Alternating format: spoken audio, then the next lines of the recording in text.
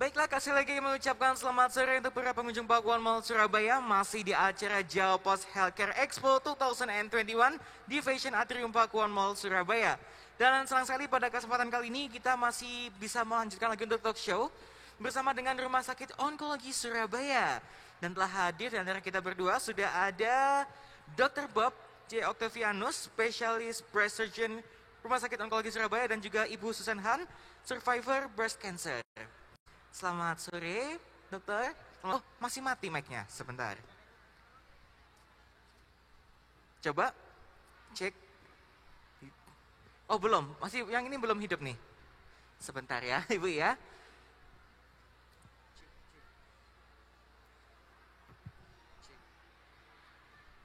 Oke, kita coba mic-nya terlebih dahulu.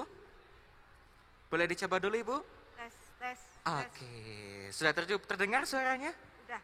Sudah, mungkin bisa lebih keras lagi sedikit volumenya? Ya, oke, sip. Baik, bagaimana kabarnya Ibu Susan? Baik. Baik, luar biasa. Dengan Dr. Bob, bagaimana kabarnya? Baik, terima kasih. Baik, juga luar biasa. Wah, ini suatu kehormatan ya kita bisa menghadirkan secara langsung untuk Dr. Bob dan juga Ibu Susan pada acara Jawa Pos Healthcare Expo 2021 pada hari ini. Dan jadi saya perkenalkan terlebih dahulu, Dr. Bob ini beliau adalah spesialis bedah begitu ya? Breast surgeon dari Rumah Sakit Onkologi Surabaya. Betul. Dan Ibu Susan ini adalah penyintas kanker payudara begitu ya? Jadi survivor breast cancer begitu. Oke, luar biasa nih. Jadi kita bisa langsung bertanya-tanya langsung, berbincang-bincang santai saja ya kita Ibu ya, Bapak Dokter ya. Kita santai-santai saja. Yang penting kita sambil sharing-sharing di sini begitu. Baik, pertama saya akan bertanya dulu pada Dr. Bob nih di sini. Dok, berbicara kanker payudara itu kan sepertinya tidak pernah terbayangkan ya. Gimana jika kita yang mengalami sebelum-sebelumnya. Nah, Dr. Bob mungkin sebetulnya apa dan bagaimana sih kanker payudara itu? Ya, jadi kalau selamat siang semuanya. Mudah-mudahan pertemuan ini bermanfaat buat Anda. Jadi kalau kita berbicara tentang kanker, rasanya kalau secara teoritis sangat rumit sekali ya. Tetapi saya akan mencoba untuk membuat sederhana pengertiannya. Jadi saya akan coba dengan slide saja. Jadi ini kalau kita bicara anatomi payudara itu rasanya kita sudah tahu ya bahwa payudara bentuknya seperti itu. Lalu yang kita tidak familiar adalah letak apa yang terjadi di dalam. Di dalam itu ada saluran air susu, lalu ada yang seperti bintik-bintik ini adalah nggak bisa ya ini.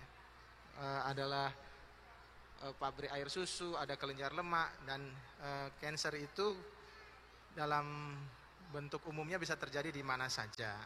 Nah, apa itu kanker payudara? Kanker payudara itu adalah perubahan sel normal kita yang pada umumnya akan mengikuti kaidah-kaidah normal tubuh kita, dikendalikan oleh tubuh kita.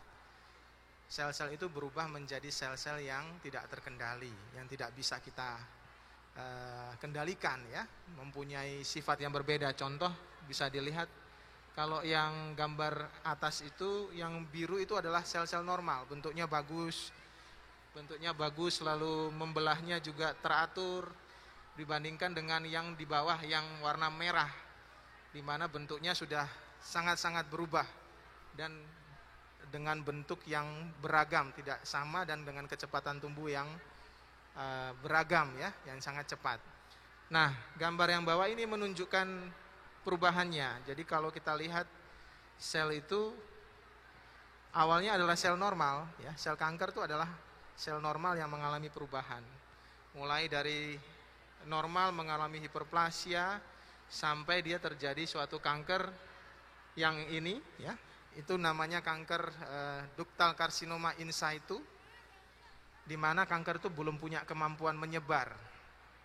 Nah, ini penting karena Tuhan itu memberikan kita kesempatan untuk menemukan kanker yang jenis ini dari pemeriksaan-pemeriksaan yang sederhana dilakukan. Nah, tapi kalau itu berjalan terus, maka akan terjadi yang namanya invasif yang paling ujung, di mana itu akan mempunyai kemampuan menyebar, dan kalau dibiarkan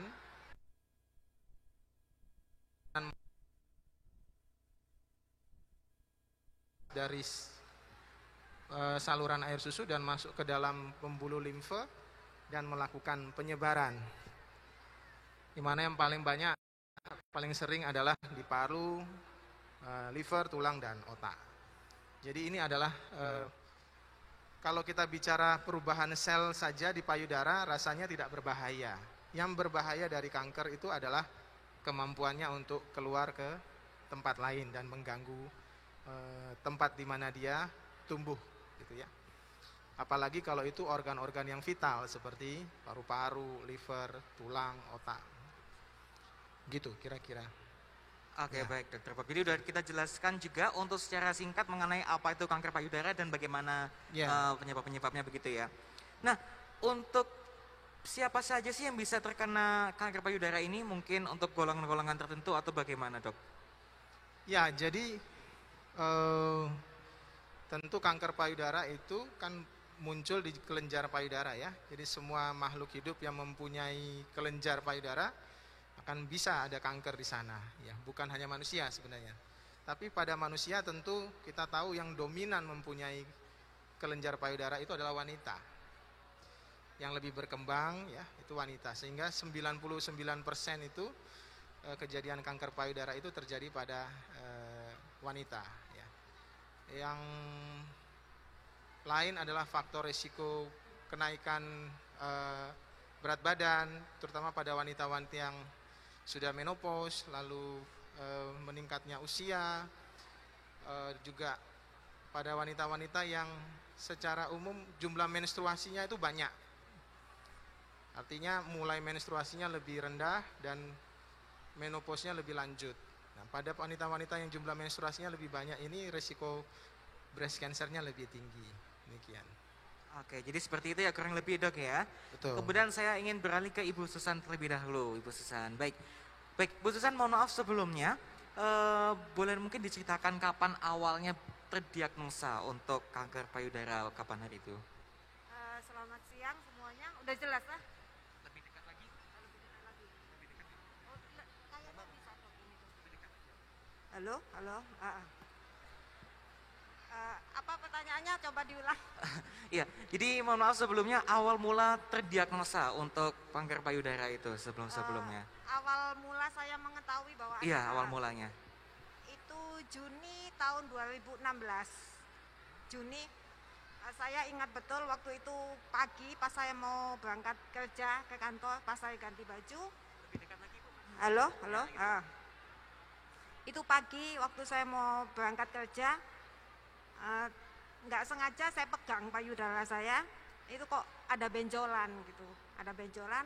Udah hati saya nih usah dek gitu ya, udah nggak nyaman gitu. Terus saya bilang sama suami, saya mau periksa ke lab.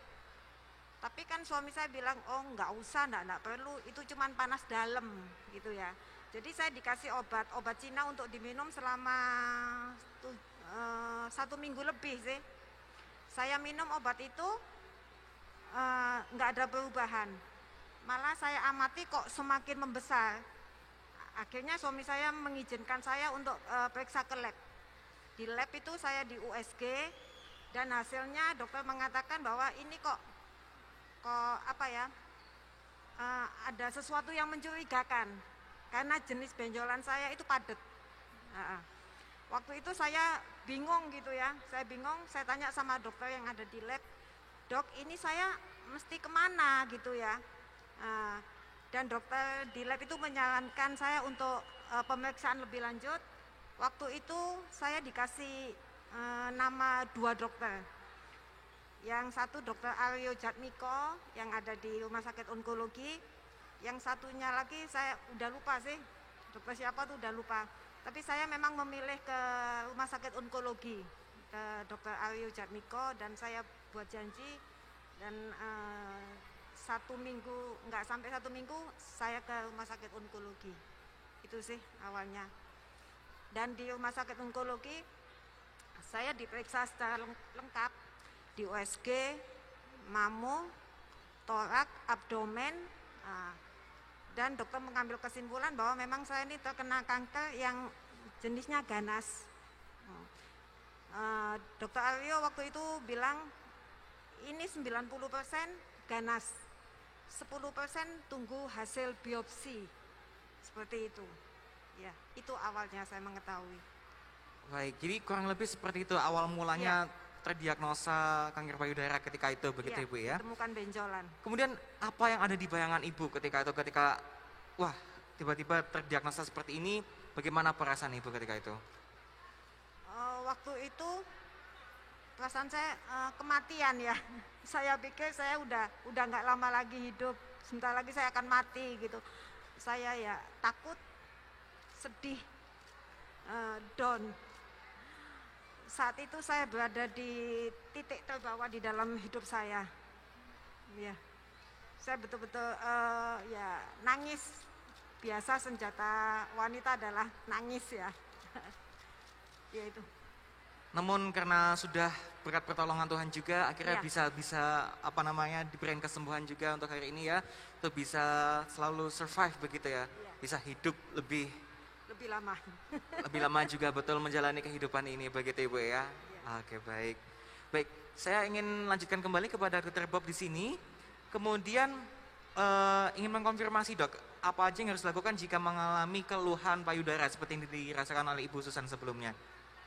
Ya, jadi tentu prinsipnya adalah jangan pernah melakukan atau memutuskan melakukan tindakan apapun sebelum benjolan ini jelas sifatnya. Jadi itu adalah hal yang harus didemand atau diminta oleh pasien kepada dokter. Paling utama, benjolan ini apa dan bagaimana kondisi di dalam. Itu harus bisa dijawab oleh seorang dokter yang menangani. Ya. Nah, untuk menjawab pertanyaan itu, maka ada step-step yang harus dilakukan. Jadi kita mengenal ada yang namanya triple diagnostik. Kalau seseorang mempunyai keluhan payudara, datang ke dokter, apa sih yang dilakukan? Yang pertama adalah harus bertemu dengan dokter yang memang di bidangnya. Ya. Karena tentu exposure atau pengalaman pada satu bidang itu dalam jangka panjang akan memberikan tingkat sensitivitas yang berbeda ya dengan yang bukan bidangnya. Yang kedua, yang paling utama adalah dokter ini akan menjadi pengawal pasien tersebut, karena dia yang akan merorkestrasi, merancang pemeriksaan apa saja yang diperlukan. Karena sebenarnya tidak semua pemeriksaan foto yang ada pada dunia kedokteran itu dibutuhkan untuk suatu problem payudara ya. Contoh, kalau seorang ada benjolan payudara, maka informasi yang lebih banyak akan didapat dari USG ya. Nah, dokter ini akan menentukan ibu perlu apa. Jadi kalau dari hasil pemeriksaan USG-nya itu ada kecurigaan ke arah ganas, maka diperlukan pemeriksaan lanjutan dengan biopsi untuk konfirmasi 100%. Nah, yang paling penting saya mau tunjukkan satu gambar ya. Nah, ini. Yang paling penting itu adalah dokter-dokter tersebut ya, jadi ada keluhan ketemu dokter, lalu dilakukan, dokter itu akan melihat perlu enggak di USG atau mamografi. Kalau perlu, hasil itu akan kembali lagi dilihat oleh dokter radiologi. Kalau dokter radiologi bilang ada kecurigaan ganas, maka kita harus konfirmasi dengan biopsi yang diperiksa oleh dokter patologi. Dari alur ini maka bisa dipahami tidak ada satu dokter yang mempunyai peran mutlak ya. Ada masing-masing bidangnya yang harus bekerja dalam satu tim. Jadi ini adalah prinsip dari penanganan suatu problem payudara. Kita harus berada dalam satu tim. Dokternya harus sama-sama ada di situ. Karena yang paling banyak kesulitan ataupun diagnosis itu kesalahan pada penanganan kanker payudara itu adalah pada proses diagnosisnya. Bisa kita lihat, jadi kalau ada kecurigaan ganas maka harus dikonfirmasi dengan biopsi. Jadi tidak boleh seorang pasien tanpa tahu benjolannya ini apa, dia menjalani tindakan operasi. Itu tidak disarankan. Baik, jadi memang harus ada tahapan-tahapan tertentu untuk screening dan juga segala macamnya agar kita bisa mendiagnosa dan memberikan ini termasuk biopsi ini ya. Biopsi itu termasuk apa, Dok? Biopsi itu prosedur diagnostik, prosedur apa ya? Memastikan diagnosanya. Berarti memastikan diagnosanya Ya. tadi ya. Begitu. Jika misalnya tidak harus operasi kan biasanya ada selalu terapi begitu, Dok ya. Ya, jadi untuk menjawab itu maka saya akan menunjukkan tadi ada pertanyaan ya. Maaf bisa dimundurkan. Oh ini aja. Jadi tidak semua akan perlu pembedahan. Tidak semua akan bisa dilakukan pembedahan. Ya. Jadi paling utama itu adalah kita mendiagnosis tadi. Ini benjolannya apa? Jinak atau ganas? Karena terapi benjolan jinak dan ganas itu berbeda. Kedua, kalau dia ganas, apakah dia dalam kondisi yang bisa dilakukan pembedahan, tidak bisa dilakukan pembedahan, atau yang saat ini belum. Ya, maksudnya begini, kalau suatu cancer itu sudah ada penyebaran, maka yang kita fokus adalah pada penanganan penyebarannya. Karena yang berbahaya dari cancer itu penyebarannya, bukan benjolan payudaranya. Tapi kalau seorang wanita datang masih ada benjolan, masih kita lihat aman untuk dilakukan pembedahan, maka pembedahan adalah pilihannya. Ya. Tetap pilihan utamanya. Tetapi tidak selalu berakhir dengan wanita tersebut harus kehilangan payudaranya. Ya. Jadi ada tindakan-tindakan pembedahan, ada yang namanya mastektomi diangkat semuanya, ada yang namanya breast conserving surgery diangkat sebagian, ada yang diangkat semua dan direkonstruksi. Nah, ini juga keputusan-keputusan operasi ini harus dibicarakan dengan pasien, dengan wanita tersebut. Jadi dalam penanganan kanker era modern, keputusan terapi itu harus melibatkan pasien dan keluarganya. Sangat penting sekali. Tidak satu arah dokter yang memutuskan terapinya begini tanpa pasien harus tahu kenapa. Apakah saya punya pilihan lain atau tidak? Itu saat ini tidak seperti itu lagi. Pasien harus terlibat. Ya. Nah, ada kondisi yang belum bisa dioperasi. Misalnya datang belum ada penyebaran tapi benjolannya besar, ada bengkak sehingga tidak aman untuk dilakukan pembedahan. Itu harus diterapi dulu untuk mengkondisikan benjolan tersebut, kanker tersebut dalam kondisi yang aman untuk dilakukan tindakan pembedahan. Jadi yang paling baik sebenarnya wanita itu datang dalam kondisi yang masih bisa dilakukan pembedahan justru. Gitu. Ya. Baik. Jadi tadi sempat disinggung juga untuk terapi payudara. Nah ini apa saja jenis terapi payudara, terapi kanker payudara, dan apakah setiap pasien kanker payudara itu selalu mendapatkan treatment terapi yang sama, begitu dok? Ya, pertanyaannya saya rasa penting dan baik sekali. Jadi tidak semua akan memiliki terapi yang sama. Nah, terapi kanker payudara itu dibagi menjadi dua, yaitu terapi lokal yang diperuntukkan untuk daerah payudara dan kelenjar ketiak, dan terapi sistemik atau dalam darah. Nah, ini berkaitan dengan tadi, kanker payudara itu mulai dari payudara, tapi dalam perjalanan dia akan masuk ke dalam peredaran darah atau pembuluh limfe ke organ lain. Yang proses ini tidak bisa dicapai dengan pembedahan. Ya. Jadi terapi lokal itu apa saja? Yaitu pembedahan tentu untuk eradikasi kanker di payudara tersebut, dan juga radiasi apabila diperlukan.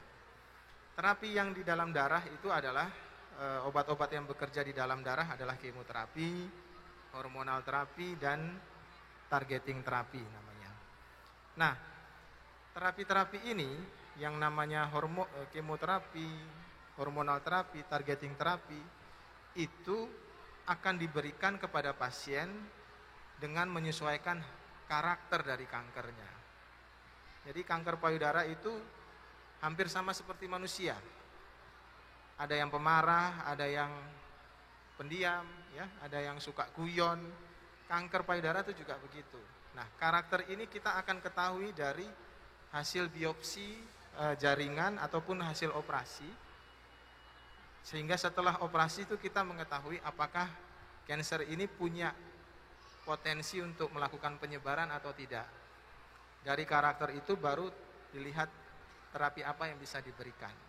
Sehingga misalnya ada 5 orang dengan ukuran kanker yang sama, 5 cm. Itu terapinya bisa berbeda. Ya. Satu, contoh, 5 cm tapi payudaranya misalnya tidak besar. Ya, tidak besar, lalu ada bengkaknya, maka tidak bisa langsung operasi. Tapi pada 5 cm yang payudaranya besar, tidak ada bengkak, maka bisa dilakukan tindakan operasi. Setelah operasi diperiksa karakternya. Kalau karakternya ini dipengaruhi hormon, kansernya, dia bisa minum obat antihormonal.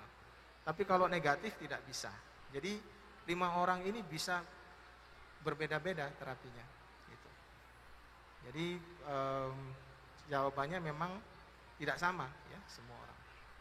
Jadi emang harus kembali lagi ke masing-masing kebutuhannya tadi, dok, begitu dok ya. Karakternya. Ya. Karakter dari yang dibutuhkan itu bagaimana agar penanganannya tepat sasaran, begitu Betul. dok ya.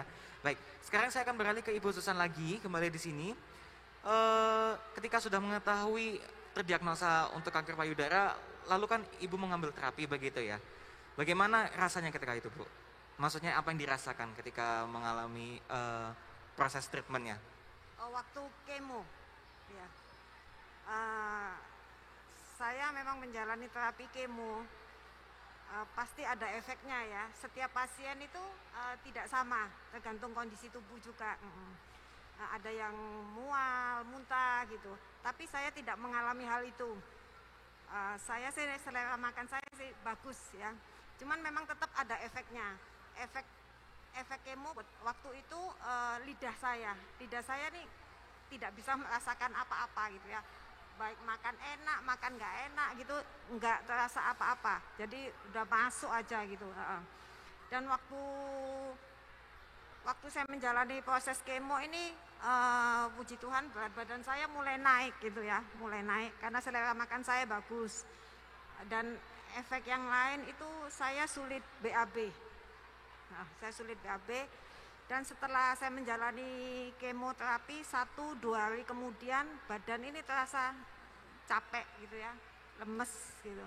Tapi semuanya bisa teratasi dengan baik. Dan efek yang lain yang tidak pernah saya lupakan adalah rambut mulai rontok sampai gundul. Ya, itu efeknya buat saya. Oke, baik. Kemudian ketika proses kemoterapi tersebut, bagaimana proses step-stepnya begitu dok? Apa Bu ketika itu yang dirasain? Gimana waktu? Ketika proses kemoterapi itu prosesnya bagaimana? Apa yang diterima ketika treatment tersebut didapatkan? Yang didapatkan setelah kemo. Betul, setelah kemo. Ya, yang tadi saya katakan itu efek kan ada ya. Tapi saya tahu bahwa kemoterapi itu adalah untuk kesembuhan gitu ya, untuk kesembuhan saya. Biasanya pasien itu kalau datang kemoterapi itu ada perasaan males gitu ya, takut. Karena yang dipikirkan tuh efeknya gitu ya, efeknya. Tapi kalau saya sih beda gitu ya. Karena saya tahu bahwa saya kemoterapi ini adalah untuk kesembuhan. Dan memang saya kan berobat di rumah sakit onkologi. Saya kalau mau kemo itu kayaknya hati ini seneng gitu ya. Seneng kenapa? Karena di onkologi saya ketemu sama dokter yang baik, sama dokter Bob, sama perawat rumah sakit onkologi yang apa ya, yang ramah, yang murah senyum. Jadi buat saya itu menyenangkan gitu ya. Kalau saya waktunya mau kemo, saya bilang sama pimpinan saya gitu, saya kan mesti minta izin. Saya bilang, Pak, besok saya libur, saya mau refreshing gitu ya. Jadi buat saya kemo itu adalah refreshing gitu. Karena sesuatu yang menyenangkan gitu ya. Menyenangkan ya karena ketemu sama orang-orang yang menyenangkan pula. Ya. Oke, jadi kita harus merubah paradigma kita ya. Ketika kemo itu bukan sesuatu Yang yang menakutkan. menakutkan, sesuatu yang aduh ini akan sakit atau apa. Namun kita harus Iya. merubah mindset kita. Iya. Ini adalah suatu refreshing, liburan, healing ya. Kalau bahasa anak muda sekarang jawabannya healing begitu. Jadi kita harus bisa merubah paradigma tersebut menjadi sesuatu yang menyenangkan begitu ya Bu ya. Baik, terima kasih. Kemudian saya ingin beralih lagi kepada Dr. Bob di sini. Apakah kanker payudara itu bisa disembuhkan atau bagaimana Dok? Iya, bisa. Kalau tidak bisa kita kan jadi putus harapan ya. Tapi banyak sekali di masyarakat orang-orang yang 20 tahun, 30 tahun yang lalu terdiagnosis dan masih baik-baik saja. Tapi memang ada syaratnya ya. Apa itu Dok syaratnya? Jadi saya bagi slide-nya aja ya, biar Boleh. sama-sama yang dari jauh bisa lihat. Apakah bisa disembuhkan kanker payudara itu? Ya, saya akan jawab bisa, sangat bisa ya. Syaratnya adalah ada 3 sebenarnya. Pertama itu ada 3 faktor yang mempengaruhi. Pertama adalah karakter dari kankernya. Karakter kanker itu seperti saya sampaikan tadi, kita tidak bisa milih ya. Ada orang yang dapat kankernya agresif, karakternya tumbuhnya cepat, ada yang tidak. Nah, itu murni hak yang maha kuasa. Ada yang dapat yang kankernya cepat, ada yang tidak.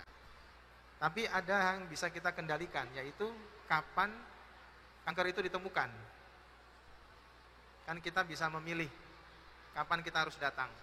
Kalau ada keluhan, apa saya tunggu nanti-nanti saja, ada benjolan misalnya, saya nunggu nanti-nanti saja atau saya akan datang sekarang. Itu kita bisa memilih. Bukan hanya menemukan, tetapi kapan kita menentukan itu dilakukan tindakan itu penting juga. Menemukan dini tapi terapinya nanti saja juga tidak tepat ya. Jadi menemukan dini dan terapinya juga harus cepat. Yang ketiga adalah kualitas terapinya. Jadi tentu dengan mengetahui jelas maka kita harus melakukan terapi yang sesuai standar ya. Yang tepat, pemilihan terapinya harus tepat supaya kanker itu selesai dalam satu tindakan, tidak ada tidak ada episode lain ya. Yang itu yang kita harapkan. Dari ketiga faktor ini, yang paling penting apa? Yang paling penting adalah kapan terdiagnosis dan dilakukan tindakan. Jadi itu kenapa dasar dari perlawanan terhadap kanker payudara itu adalah deteksi dini. Karena semakin dini kita menemukan, itu semakin baik prognosisnya. Kalau kanker itu masih stadium 0 dan stadium 1, itu 100% kesembuhannya. Dibandingkan kalau itu stadium 2, stadium 3, dan stadium 4. Nah, stadium ini korelasinya adalah dengan perjalanan waktu. Ya. Jadi semakin cepat kita menemukan, semakin baik. Oke, baik. Kemudian saya beralih lagi kepada Ibu Susan di sini ya Ibu ya. Tentunya ketika menjalani kemoterapi lalu juga terapi-terapi khusus dari Rumah Sakit Onkologi Surabaya di sini banyak sekali support sistem dari keluarga, dari siapa. Kalau boleh tahu dari siapa saja Bu untuk yang mensupport selama ini? Support itu tentu saja dari keluarga ya, dari suami, dari anak-anak, support secara mental maupun support secara dana juga gitu. Juga dari teman-teman seiman yang selalu mendoakan untuk kesembuhan saya, juga dan support yang paling besar itu datangnya dari diri saya sendiri. Jadi saya selalu mengatakan setiap hari sama diri saya bahwa bersama Tuhan saya pasti bisa melewati proses ini. Saya pasti sembuh. Tuhan punya rencana atas hidup saya. Jadi setiap hari saya selalu katakan hal-hal yang baik, hal-hal yang positif. Karena apa yang kita ucapkan itu kan seperti sebuah doa ya. Kalau kita ngomongnya yang baik-baik, yang yang menyemangati diri kita sendiri, maka itu akan kembali ke kita. Ya, itu. Jadi emang yang paling utama sebenarnya bukan dari keluarga, tapi malah dari diri kita sendiri, dari begitu diri ya. sendiri. Kalau kita sendiri tidak mensupport, Iya. maka pasti akan rasanya itu seperti malas-malasan. Iya. Begitu rasanya sudah seperti ogah gitu ya untuk melakukan kemoterapi dan segala macamnya. Namun akhirnya bisa membuat kita lebih semangat untuk bisa menjalani kemoterapi Iya. tersebut begitu ya Ibu ya. Iya. Walaupun kita disupport oleh siapapun, oleh keluarga, oleh teman, kalau kita sendiri tidak mau bangkit, ya nggak bisa gitu ya. Jadi support terbesar memang dari diri kita. Baik, wah ini patut diacungi apresiasi. Boleh tepuk tangan dulu dong ya. Untuk Ibu Susan ini luar biasa. Jadi meskipun mengidap kanker payudara ketika Iya. itu lalu selalu disupport oleh diri sendiri terutamanya dan juga dari keluarga, suami dan juga anak tercinta. Luar Iya. biasa.